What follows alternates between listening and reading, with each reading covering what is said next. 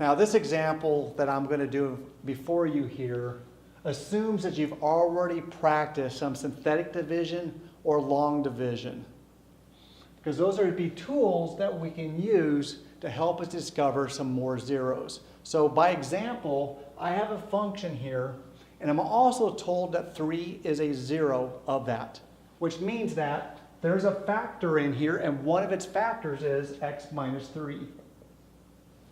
So I want to use that to help me determine what the rest of its factorization will be. Because once I find out all of its factors, then I can determine the rest of its zeros. So let's use that, and I'm going to use synthetic division here by knowing that 3 is a 0.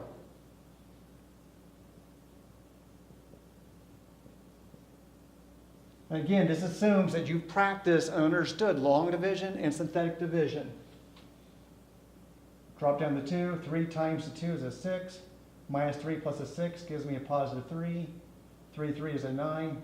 Gives me a negative 2. 3 times a negative 2 gives me a negative 6. I have a 0, no remainder, so I have a complete factorization here.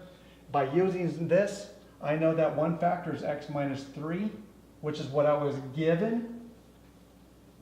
This becomes a 2x squared plus 3x minus a 2 equals 0. I'm on my way to factoring completely. I can factor this now. So I'm left with an x minus 3, 2x, and x here. Let's make this a positive 2 and a negative 1 equals 0. I have 3 factors here. I have 3 zeros. 1 0 occurs at x equals 3. 1 factor occurs at x equals 1/2. And 1 factor occurs at x equals negative 2. And I could use that when I start to graph. I know that I have zeros at 3. And that was when I was given. And based on all what I was given, by using a factor theorem and a remainder theorem, through the tools of long division or synthetic division, I'm able to find the other 2 zeros fairly easy. So I know that I have zeros at that point.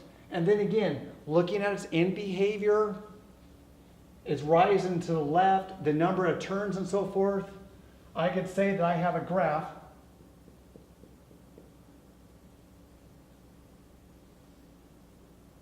that looks roughly in that shape, but it has the accuracy of some very specific y-intercepts and x-intercepts. And that's important as we look at some of these functions. So I can't stress enough, practice some of your long division, practice some of your synthetic division. I know it's not fun, but the better you can do it, it makes a very complicated problem down the road a lot easier. And that will save you a ton of time as you proceed.